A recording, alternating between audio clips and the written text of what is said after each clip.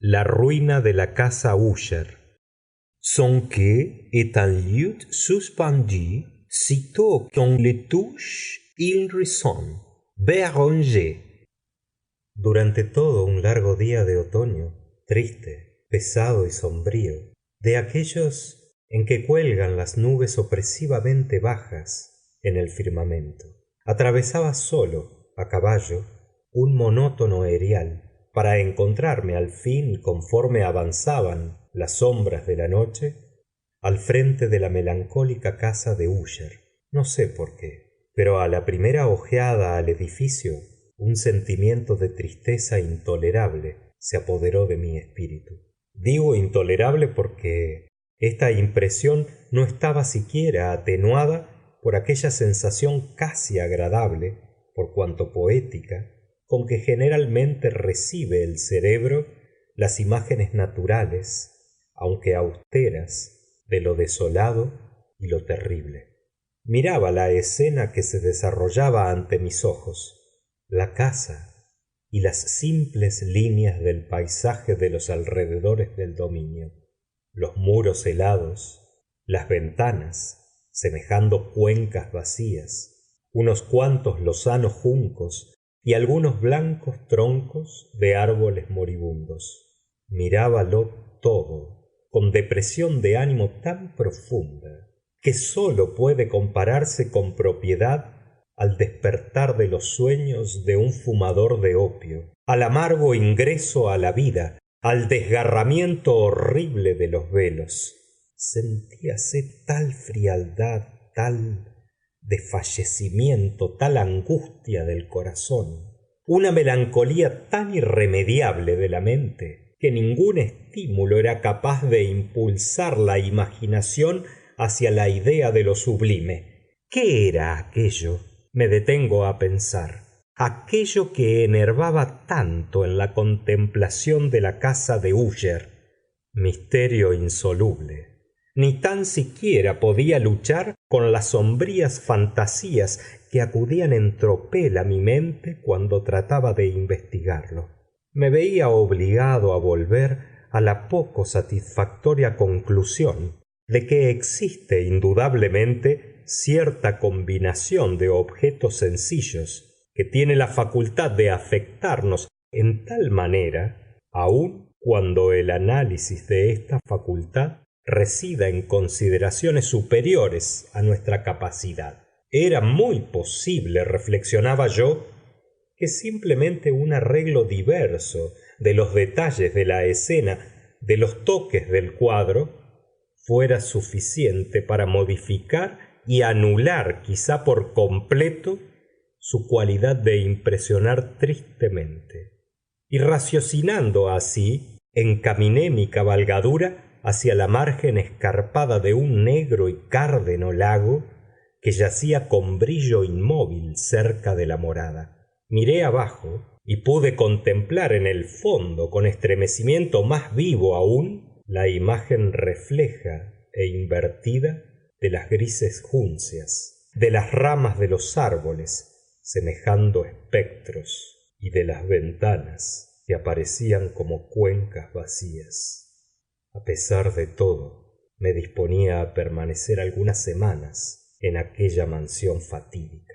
Su propietario, Roderick Usher, era uno de los mejores camaradas de mi juventud, pero habían transcurrido muchos años desde nuestra última entrevista. Recientemente, sin embargo, había recibido una carta suya en una lejana comarca del país, la cual, por su estilo desatinadamente apremiante, no admitía otra respuesta que la personal. La misiva dejaba ver gran agitación nerviosa. Hablaba de aguda enfermedad física, de ciertos desórdenes mentales que le oprimían, y de su deseo ardiente de verme por ser su mejor y, a decir verdad, único amigo íntimo, esperando que el placer de mi compañía procurase algún alivio a su malestar. La manera en que todo esto estaba redactado, el alma que ponía visiblemente en su petición, no me permitieron vacilar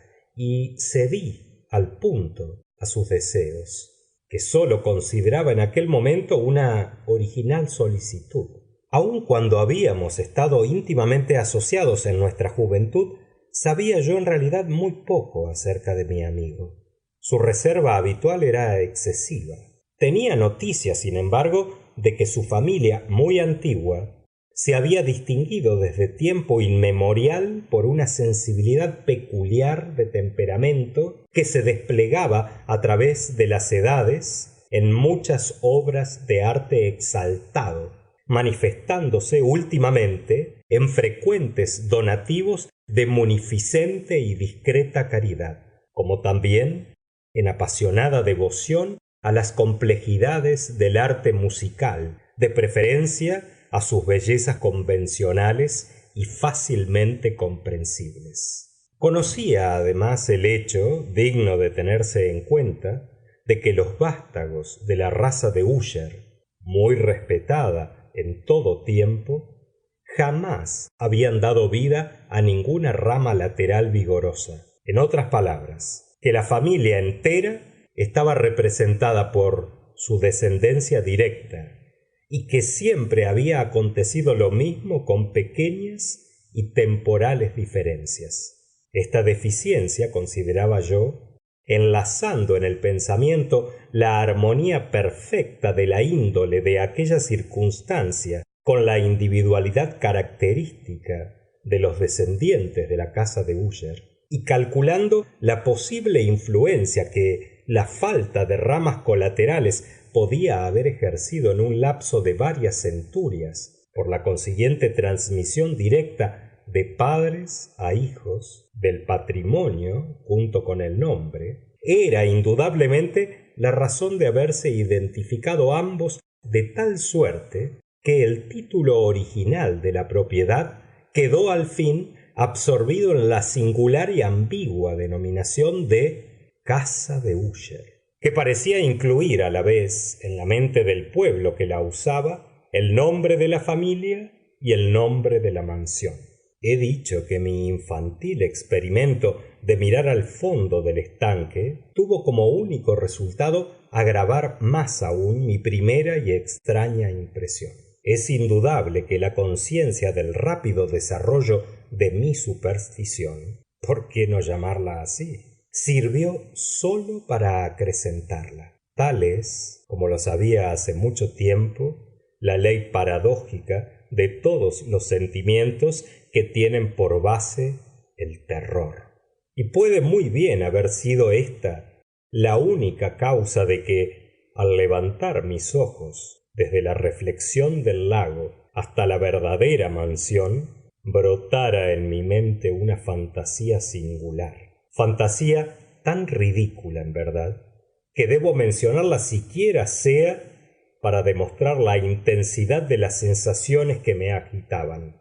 Había trabajado tanto mi imaginación que llegué a persuadirme de que flotaba alrededor de la casa y sobre el dominio entero una atmósfera peculiar, propia sólo de la mansión y de sus cercanías, atmósfera que no tenía afinidad alguna con el ambiente general, sino que ascendía de los árboles marchitos, del valle gris, del taciturno lago, un vapor misterioso y maligno, tétrico, pesado, aplomado y apenas perceptible. Sacudiendo de mi espíritu aquello que debe haber sido un sueño, examiné minuciosamente el verdadero aspecto del edificio. Su carácter principal parecía residir en su gran antigüedad. El descoloramiento producido por los años era enorme. Hongos microscópicos cubrían todo el exterior, colgando desde los aleros en fino tejido.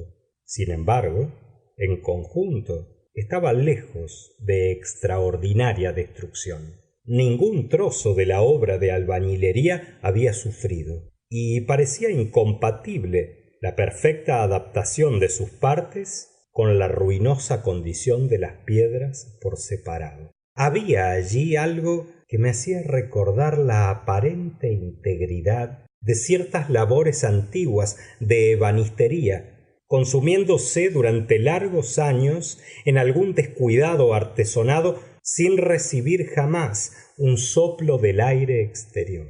Fuera de estas manifestaciones de decadencia general, el edificio daba pocas muestras de inestabilidad. Quizás el ojo de un observador atento habría descubierto una hendedura apenas perceptible que se extendía en zig-zag sobre el muro fronterizo desde el techado hasta perderse en las lóbregas aguas del estanque. Notaba yo todas estas circunstancias mientras seguía una corta calzada que conducía a la casa. Un criado que me aguardaba tomó mi caballo y yo penetré bajo la gótica arquería del vestíbulo. Un lacayo silencioso y de paso furtivo me condujo a través de obscuros e intrincados pasadizos hasta el estudio de su amo. Mucho de lo que veía al pasar contribuía, sin saber cómo, a aumentar las vagas impresiones de que he hablado. Aun cuando más o menos todos los objetos que me rodeaban, los tallados y artesonados, las sombrías tapicerías de los muros, la negrura del ébano del piso y los fantásticos trofeos heráldicos que vibraban a mi paso me eran familiares desde la infancia, y aun cuando yo no vacilaba en reconocerlo así, sorprendíame a mí mismo el extraño efecto que producían en mi imaginación estas ordinarias imágenes. En una de las escaleras encontré al médico de la familia. Parecióme que su rostro tenía una expresión mezcla de baja astucia y de perplejidad. Acercóse a mí con vacilación y siguió adelante. El lacayo abrió entonces una puerta y me introdujo a la presencia de su amo. La cámara en que me encontraba era grande y elevada. Las ventanas, largas, estrechas y ojivales, se abrían a tanta distancia del negro pavimento de roble que eran inaccesibles desde el interior. Débiles rayos de luz filtrábanse a través de los enrejados cristales y bastaban para hacer visibles los objetos principales situados cerca de allí, pero la vista se afanaba en vano por descubrir los ángulos lejanos de la habitación o los detalles de la obra de talla de los artesonados de la bóveda. Obscuras draperías pendían de los muros. La mueblería era profusa, antigua, incómoda y estaba hecha jirones. Libros e instrumentos de música diseminados acá y allá no lograban prestar vida a la escena. Sentí que respiraba una atmósfera de pesadumbre, un ambiente de melancolía tenaz, profunda e irremediable. Flotaba y se difundía por doquier. A mi entrada, Úsher se levantó de un sofá donde yacía completamente acostado y me saludó con efusiva vivacidad, que me pareció al principio tener mucho de la exagerada cordialidad y del esfuerzo amable del hombre de mundo ennuyé. Una ojeada a su semblante me convenció pronto, sin embargo, de su sinceridad. Nos sentamos y durante algunos minutos, en tanto que él guardaba silencio, examinábale yo con un sentimiento mezcla de piedad y de terror. Jamás hombre alguno ha sufrido seguramente alteración tan terrible en un corto espacio de tiempo como Roderick Usher. Con dificultad pude admitir la identidad del pálido espectro que aparecía ante mis ojos con la del compañero de mi temprana juventud, aun cuando los rasgos de su fisonomía habían sido notables en todo tiempo. Cutis de palidez cadavérica, grandes ojos incomparablemente húmedos y luminosos, labios algo delgados y muy descoloridos, pero de bellísima curva, nariz de delicado perfil hebreo con ventanillas extraordinariamente movibles para esta clase de tipo. barba finamente modelada, que acusaba en su falta de prominencia la falta de energía moral, cabello tan suave y tenue como una pluma, facciones todas que, acompañadas de un desarrollo poco común hacia las sienes, formaban un conjunto que no podía olvidarse fácilmente. Y ahora la simple exageración del carácter predominante de aquellos rasgos y del sello que les caracterizaba había provocado cambios tan profundos que me hacían dudar de la personalidad de aquel a quien me dirigía. La palidez excesiva de la piel le hacía asemejarse a un espectro y sobre todo me deslumbraba el brillo maravilloso de sus ojos, produciéndome casi una especie de pavor. El cabello plateado había crecido descuidadamente y en su tenuidad flotaba más bien que caía alrededor del rostro, en forma tal que me era imposible asociar su arábigo estilo con la idea de un ser humano. En los modales de mi amigo pude notar inmediatamente cierta incoherencia y vaguedad que provenían, según me apercibí pronto, de continuos y fútiles esfuerzos para dominar una habitual trepidación o excesiva agitación nerviosa. En realidad, estaba preparado a encontrar algo de esta naturaleza, no sólo por su carta, sino por reminiscencias de la expresión particular de sus facciones juveniles y por conclusiones fáciles de deducir de su temperamento y aspecto físico peculiares. Sus ademanes eran alternativamente fogosos y taciturnos. Su voz cambiaba con rapidez, desde cierta trémula indecisión cuando la vida física parecía completamente agotada, hasta una especie de concisión enérgica, una enunciación firme, áspera, pausada y sonora, semejante a aquella gutural pronunciación lenta, equilibrada y vibrante que puede observarse en el ebrio consuetudinario o en el fumador de opio impenitente durante el período de excitación más intensa. En esta forma habló del objeto de mi visita, de su deseo ardiente de verme y del solaz que aguardaba de mi presencia. Entró al cabo en lo que consideraba la naturaleza de su enfermedad. Era, decía, un mal de constitución y de familia, algo para lo cual desesperaba de encontrar remedio. Una simple afección nerviosa, añadió inmediatamente, que sin duda pasaría pronto. Se manifestaba esta afección en una multitud de sensaciones extraordinarias. Algunas de ellas me interesaron y trastornaron conforme las detallaba, aun cuando influían quizá para este resultado los términos que empleaba y su manera de narrarlas. Sufría mucho por la sensibilidad morbosa de sus sentidos. Sólo podía tolerar el alimento más insípido. Podía usar únicamente vestiduras de determinada clase de tejido. El perfume de las flores le oprimía. La luz más débil torturaba sus ojos. Y sólo le era dado resistir sin horror sones peculiares arrancados de ciertos instrumentos de cuerda. Le encontré ciegamente esclavizado por terrores anómalos. Pereceré seguramente, decía. Debo perecer en esta deplorable locura. Así y no de otra manera he de morir.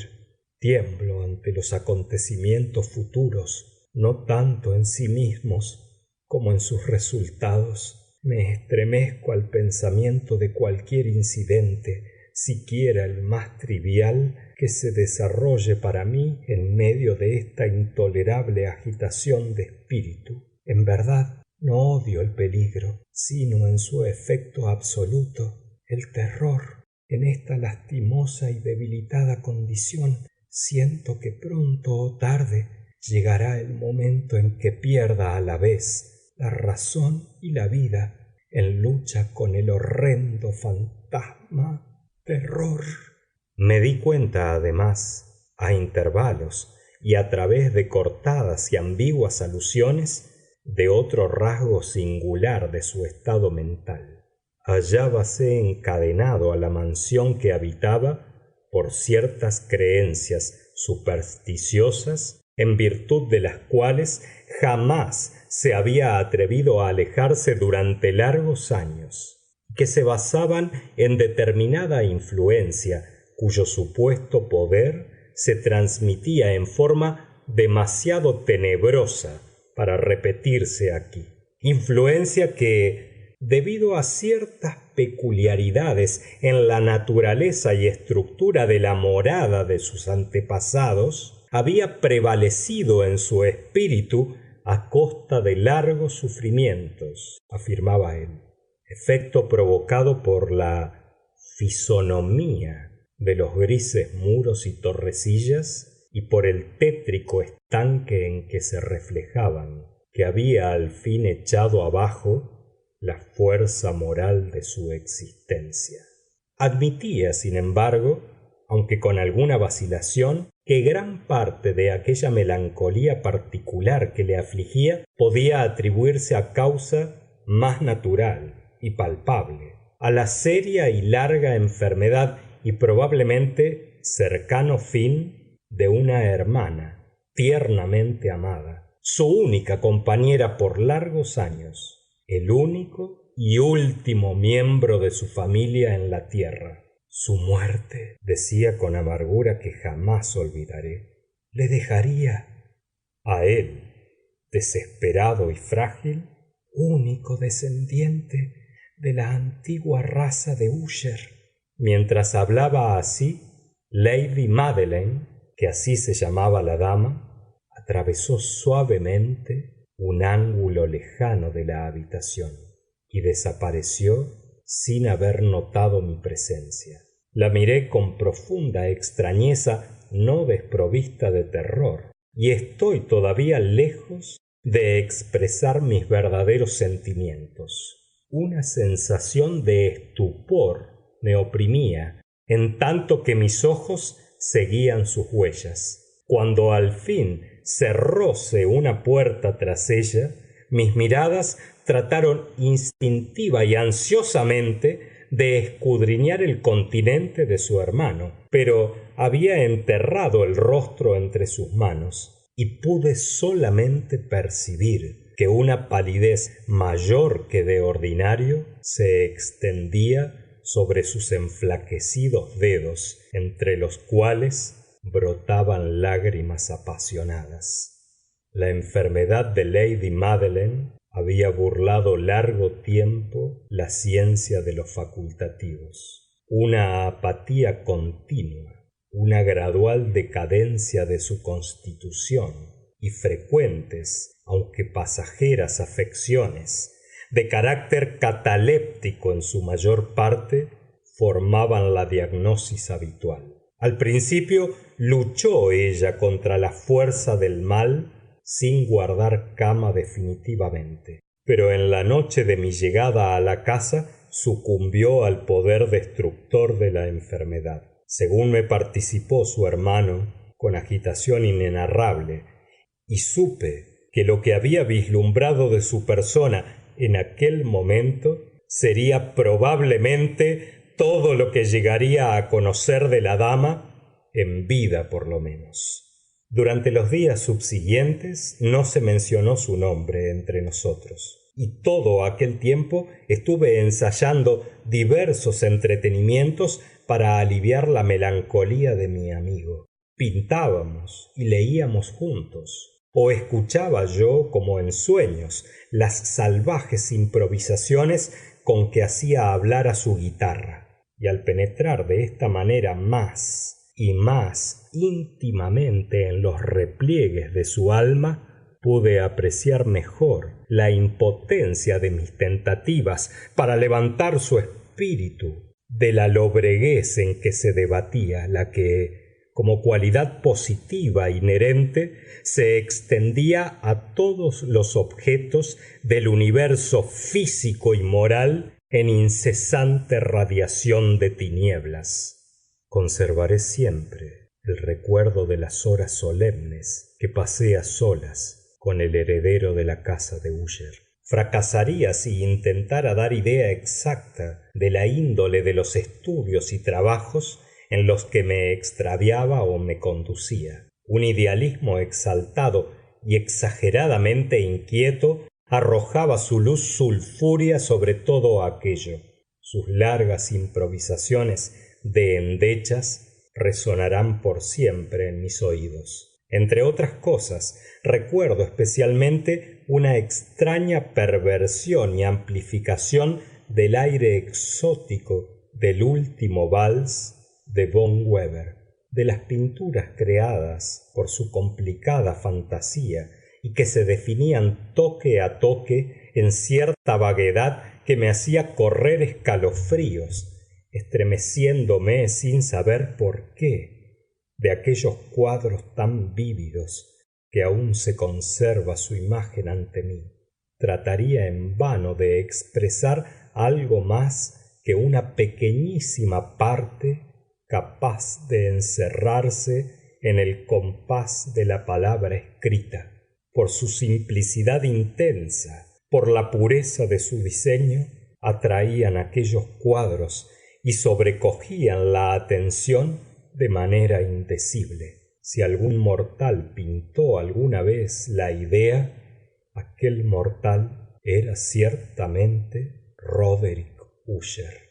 Para mí, en las circunstancias que me rodeaban, brotó al fin de estas extrañas fantasías que imaginaba el hipocondríaco para arrojarlas sobre la tela una sensación intensa de intolerable pavor, de que no era sombra siquiera la que me hacía experimentar la contemplación de las tétricas, en verdad, pero demasiado concretas, imágenes de Fuseli.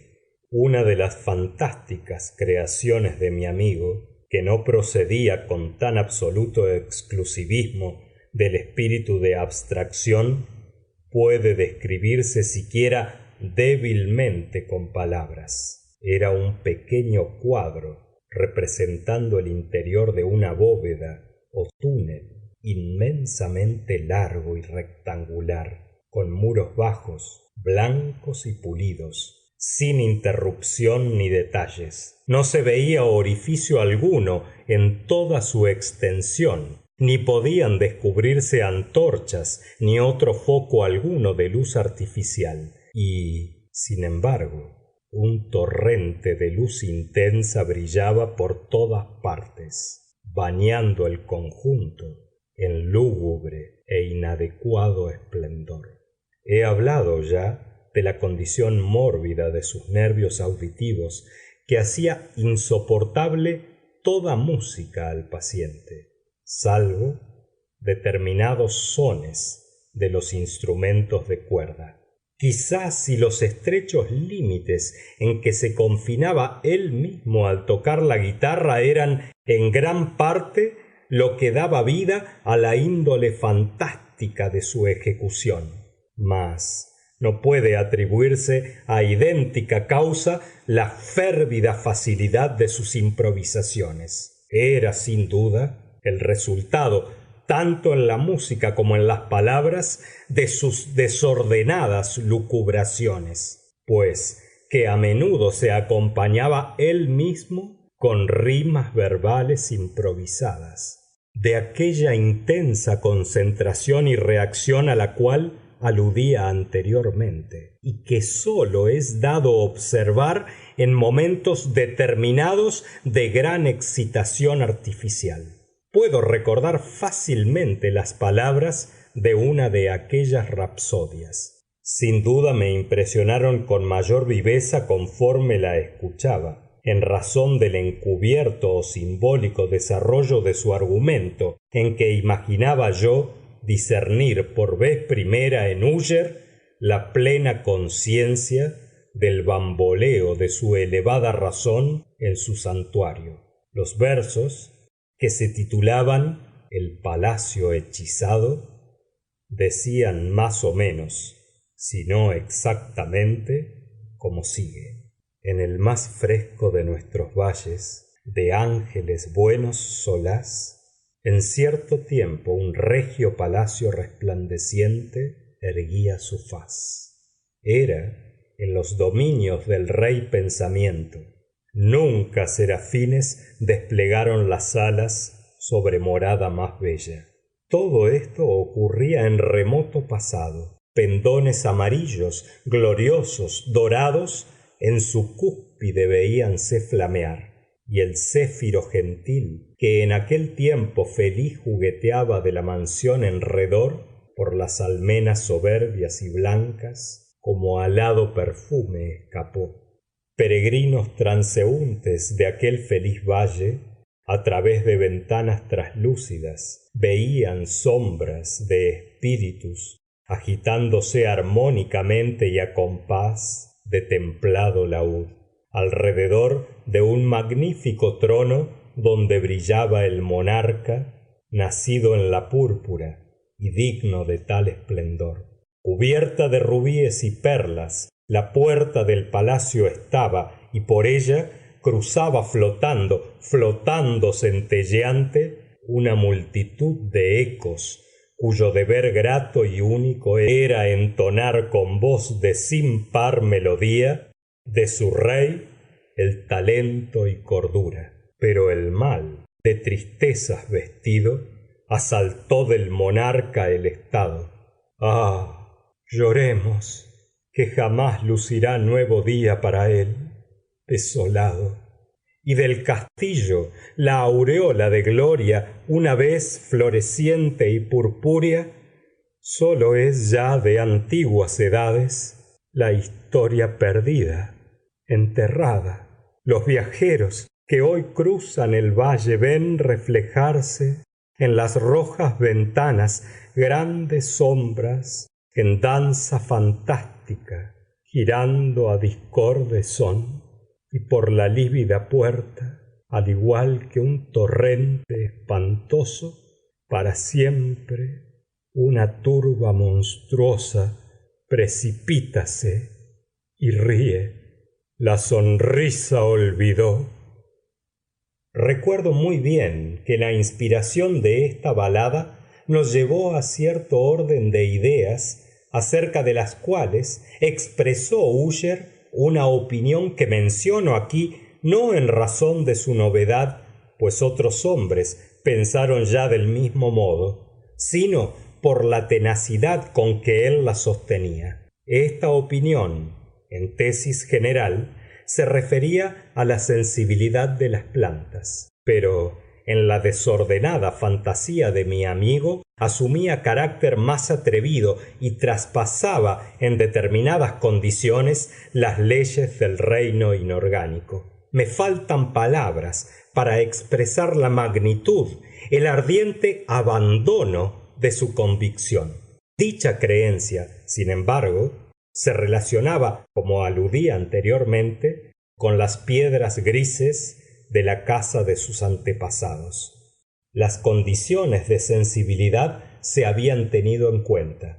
Imaginaba él, en el arreglo de tales piedras, en el orden de su colocación, así como en la disposición de los hongos que las cubrían y de los marchitos árboles que se conservaban en los alrededores, y, sobre todo, en el largo tiempo que este arreglo se había respetado y en su reflexión en las quietas aguas del estanque. La prueba de la sensibilidad de aquellos objetos podía encontrarse, decía, y aquí me estremecía sus palabras, en la gradual y positiva condensación de una atmósfera propia sobre las aguas y los muros de la casa. Sus efectos podían descubrirse fácilmente, añadió, en aquella muda pero poderosa y terrible influencia que había encauzado por varias centurias los destinos de su familia. y le había convertido a él en lo que yo veía, en lo que era en la actualidad. Nuestros libros, los mismos que durante largos años habían constituido gran parte de la existencia mental del enfermo, guardaban, como puede suponerse, estrecha analogía con este personaje de leyenda. Profundizamos juntos obras como el Weber et Chartres de Gresset, el Belphegor de Machiavelli, el Heaven and Hell de Swedenborg, el Subterranean Voyage of Nicholas Klim de Holderberg, la Chiromancie por Robert Fludd, por Jean de Indaginé y por Delechambre, la Journey into the Blue Distance por Tieck y la City of the Sun por Campanella. Uno de nuestros ejemplares favoritos era una pequeña edición en octavo del Directorium Inquisitorum por el dominicano Eymeric de Giron, y había ciertos pasajes de Pomponius Mela acerca de los antiguos sátiros y egipanes africanos que hacían soñar a Uller durante horas enteras. Su principal deleite consistía, sin embargo, en la lectura de un libro gótico en cuarto, extremadamente raro y curioso, manual de una iglesia abandonada, el Vigiliae Mortuorum Chorum Ecclesiae Maguntinae. No pude dejar de recordar el salvaje ritual de aquella obra y pensar en su probable influencia sobre el hipocondríaco. El día en que, después de informarme bruscamente de que Lady Madeline había fallecido, me manifestó su intención de conservar el cadáver durante una quincena en alguna de las numerosas bóvedas que existían en los muros del edificio, antes de proceder a su definitiva inhumación. La razón principal que adujo para este singular procedimiento era de tal naturaleza que no me dejaba libertad de discutirla. Sentíase el hermano inclinado a esta resolución, según explicó, a causa de los extraños síntomas de la enfermedad de la difunta, de ciertas interrogaciones acres e importunas de parte de los médicos y de la situación lejana y a la intemperie que ocupaba el cementerio de la familia. No negaré que al rememorar el siniestro continente del personaje a quien encontré en la escalera el día de mi llegada a la casa, se me pasaron todos los deseos de oponerme a aquello que después de todo sólo consideraba inofensiva y de ninguna manera extraordinaria precaución. A petición de Uller, yo mismo le ayudé en las disposiciones para el entierro temporal. Después de colocado el cuerpo en el ataúd, nosotros solos lo condujimos al lugar de su descanso. La bóveda en que lo depositamos, cerrada por tan largo tiempo que nuestras antorchas oscilaron en su pesada atmósfera, nos dejó poca oportunidad para pesquisas minuciosas. Era pequeña, húmeda, y estaba absolutamente desprovista de medio alguno para recibir la luz, quedando situada a gran profundidad exactamente debajo de la parte del edificio que correspondía a mi cuarto de dormir. Aparentemente se había usado en remotas épocas feudales como calabozo de la peor especie, y en los últimos tiempos como depósito de pólvora o cualquiera otra sustancia combustible, pues parte del pavimento y todo el interior de un largo pasillo abovedado que allí conducía estaban cuidadosamente revestidos de cobre. La puerta,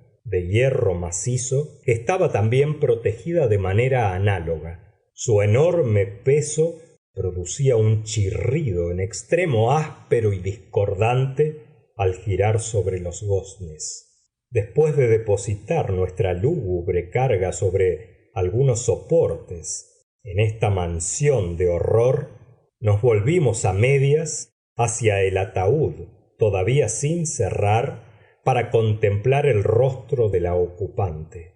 Lo primero que atrajo mi atención fue la sorprendente semejanza que existía entre la hermana y el hermano. Y entonces Úsher, adivinando tal vez mis pensamientos, murmuró algunas palabras por las cuales comprendí que la muerta y él eran gemelos, y que siempre se había dejado notar entre ellos cierta simpatía de constitución apenas explicable. Nuestras miradas no se detuvieron largo tiempo sobre la difunta, porque no podíamos contemplarla sin terror. El mal que postró a Lady Madeline en plena madurez de su juventud dejóla, como sucede en todas las enfermedades de carácter esencialmente cataléptico, la ironía de un débil sonrosado en el seno y en el semblante, y aquella lánguida y misteriosa sonrisa tan terrible en los dominios de la muerte. Colocamos la tapa en su sitio, fijándola con tornillos, y después de asegurar la puerta de hierro, volvimos penosamente a las habitaciones altas de la casa, tan tétricas casi como el lugar que acabábamos de abandonar. Después de algunos días de amargo pesar, presentóse un cambio notable en los síntomas del desorden mental que afligía a mi amigo. Su manera de ser cambió enteramente. Olvidaba o descuidaba sus ocupaciones ordinarias. Vagaba de pieza en pieza con paso precipitado, desigual y sin objeto. Su palidez asumía tonos aún más cadavéricos, a ser posible, pero la lumbre de sus ojos habíase extinguido por completo. La aspereza incidental de su voz no se dejaba oír ya más, y cierto estremecimiento convulsivo, como de excesivo terror, caracterizaba habitualmente su lenguaje. En ocasiones parecíame que su mente turbada luchaba sin cesar con algún opresor secreto, para revelar el cual necesitaba apelar a todo su valor, pero otras veces me veía obligado a juzgar todas estas manifestaciones como simples extravagancias provocadas por su locura, porque notaba que se quedaba mirando al vacío horas enteras en actitud de profunda atención, como si escuchara sonidos imaginarios. No es de extrañar que su estado me aterrorizara, me contagiara. Sentía ya que se apoderaba de mí por grados la influencia desordenada de sus fantásticas y perturbadoras supersticiones. Al retirarme tarde a descansar una noche, 7 u 8 días después de depositar el cuerpo de Lady Madeline en el calabozo, pude apreciar mejor que nunca el alcance de tales impresiones. El sueño había huido de mis párpados mientras las horas transcurrían una tras otra. Intenté raciocinar para dominar la nerviosidad que se había apoderado de mi espíritu.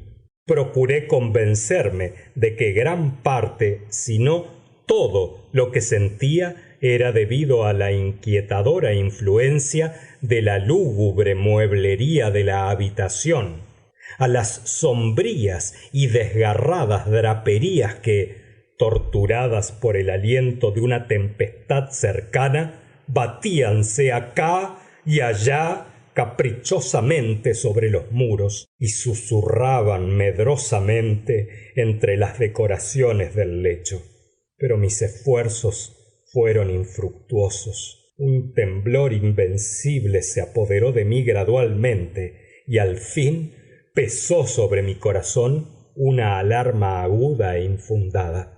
Dominándola con pena y respirando fuertemente, me enderecé sobre las almohadas, tratando ansiosamente de penetrar la intensa obscuridad de la cámara, y escuché entonces, no sé cómo, a menos que algún espíritu del instinto me incitara, ciertos ruidos sordos e indistintos que venían a largos intervalos, yo no sé de dónde, entre las pausas de la tempestad.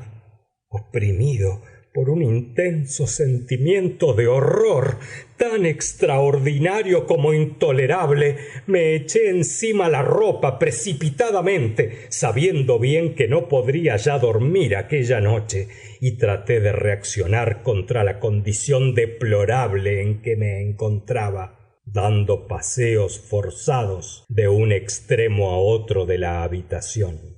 Había dado así algunas vueltas cuando un leve paso en la escalera contigua atrajo mi atención. Reconocí inmediatamente a Úsher.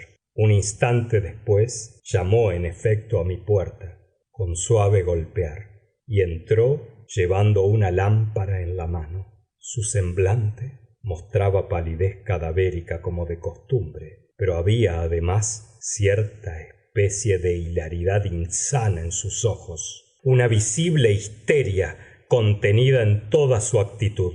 Su aspecto me aterró, pero todo era preferible a la soledad que había soportado largas horas, y llegué hasta felicitarme de su presencia como un alivio. «De modo que no habéis visto», dijo exabrupto, después de mirar intensa y silenciosamente en torno suyo por algunos instantes. «¿No habéis visto? Pero aguardad, ya veréis». Hablando así y bajando cuidadosamente la pantalla de su lámpara, dirigióse con rapidez a una de las ventanas y la abrió de par en par ante la tempestad. La impetuosa furia de las ráfagas que se precipitaron en la habitación nos levantó casi por los aires. Era en verdad una noche borrascosa, pero de austera belleza, y singularmente extraña en su hermosura y en su horror. Verosímilmente se había levantado un torbellino en las cercanías, porque se presentaban frecuentes y violentas alteraciones en la dirección del viento y en la densidad excesiva de las nubes, tan bajas que parecían pesar sobre los torreones del castillo.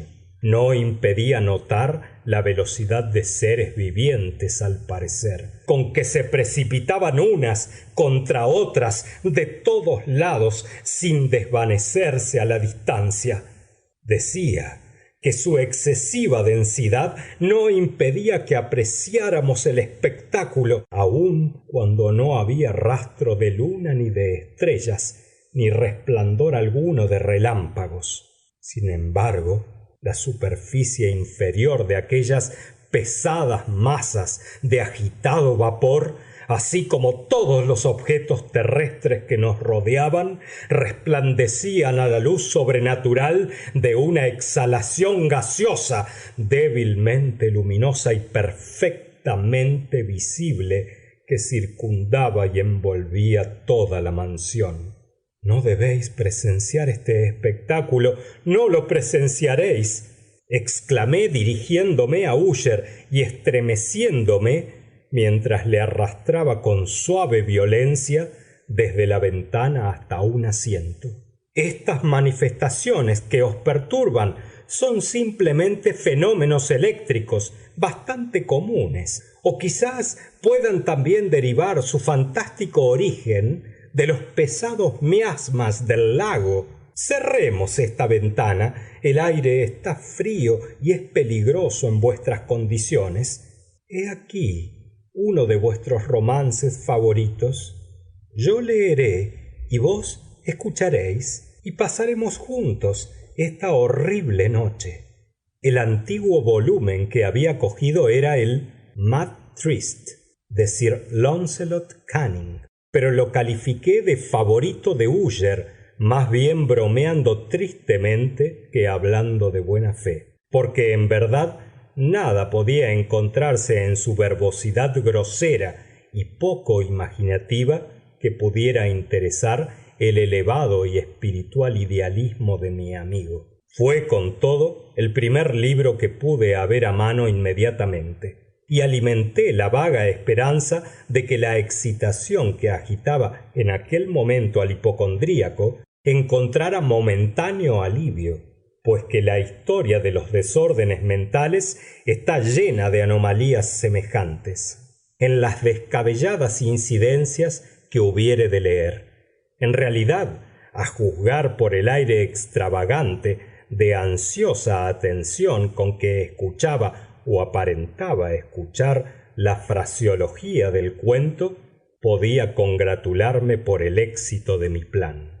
Habíamos llegado a la parte bien conocida de esta historia en que Ethelred, el héroe del Tryst, habiendo intentado en vano penetrar pacíficamente en la morada del ermitaño, se resuelve a lograrlo a viva fuerza. Aquí, si bien se recuerda, la narración continúa así.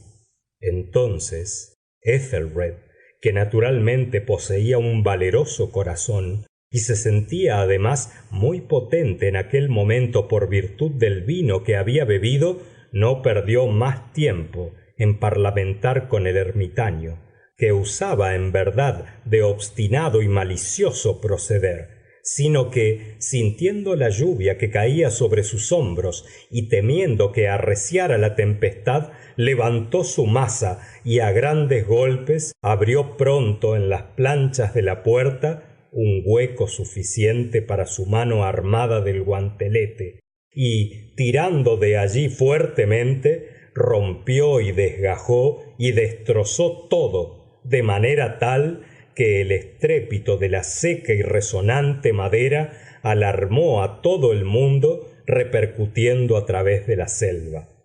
Al terminar este acápite, me sobresalté e hice una pausa involuntaria, porque me pareció, aun cuando deduje inmediatamente que era ilusión de mi exaltada fantasía, me pareció, digo, que de algún remoto rincón de la casa llegaba a mis oídos el eco indistinto, amortiguado y confuso ciertamente, de aquellos sonidos de golpes y destrucción que Sir Launcelot había descrito con tanta minuciosidad.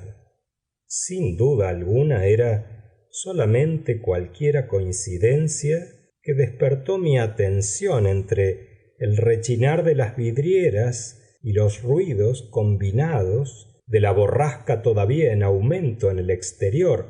Nada había seguramente en el rumor que pudiera interesarme o inquietarme. Proseguí la historia.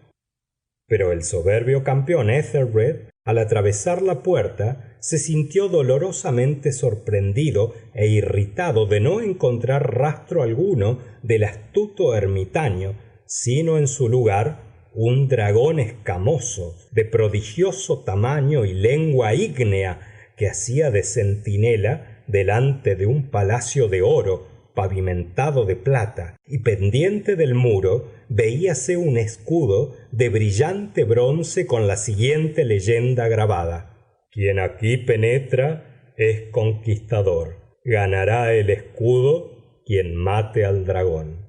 Y entonces Ethelred, levantando su maza, hirió en la cabeza al dragón, el cual se desplomó a sus plantas, rindiendo su pestilente aliento con tan hórrido, agudo y penetrante alarido que Ethelred se vio precisado a cubrirse los oídos con las manos para defenderse del pavoroso ruido del que nada análogo había escuchado hasta entonces.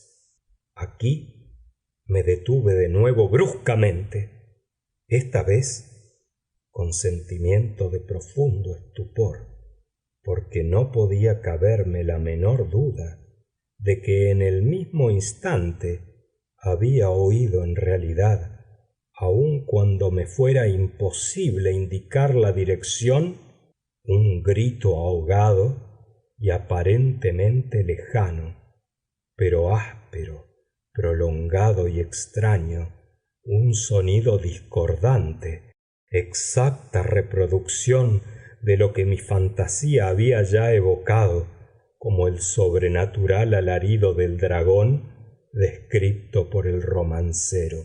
Oprimido como me sentía por mil encontradas sensaciones en que predominaban la angustia y un excesivo terror a causa de la segunda y más extraordinaria coincidencia, tuve aún la presencia de espíritu necesaria para evitar que se excitara con cualquier observación la sensitiva nerviosidad de mi compañero. No estaba seguro de que se hubiera apercibido de aquellos rumores, a pesar de que indudablemente mostraba extraña alteración en su conducta en los últimos minutos. Desde el sitio que ocupaba frente a mí, había arrastrado su silla poco a poco hasta dar cara a la puerta de entrada de la habitación, de modo que apenas podía yo distinguir parcialmente sus facciones, aunque me parecía que sus labios temblaban como si estuviese murmurando palabras inteligibles. Su cabeza había caído sobre el pecho, pero yo sabía que no estaba dormido, pues en una ojeada furtiva a su perfil descubrí uno de sus ojos rígidamente abierto. El movimiento de su cuerpo difería también de su manera habitual, porque se mecía de un lado a otro con ondulación suave, uniforme y constante.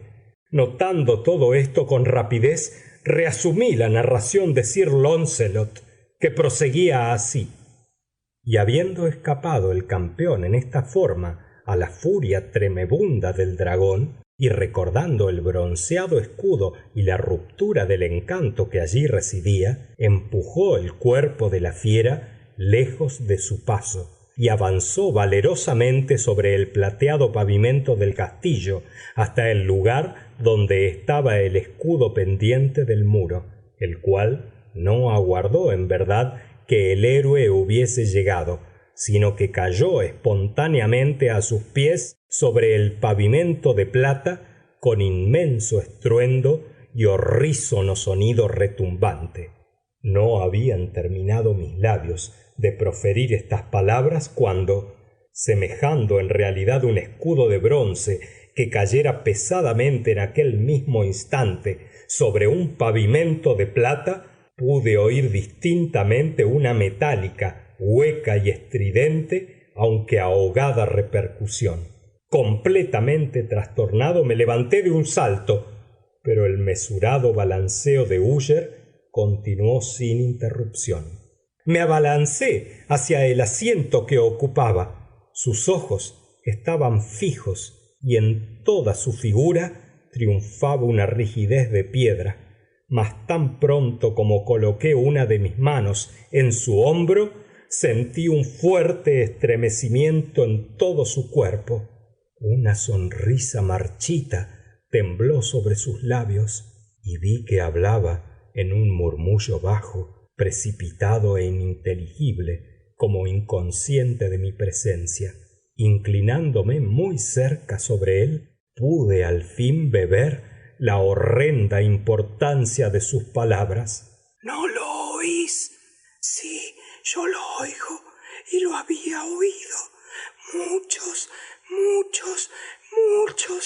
largos minutos, muchas horas, muchos días lo he oído, pero no me atrevía. Oh, misericordia, miserable de mí, no me atrevía a hablar. La hemos enterrado viva. ¿No decía yo que mis sentidos son muy agudos? Ahora os digo que percibí sus primeros y débiles movimientos en el hueco ataúd.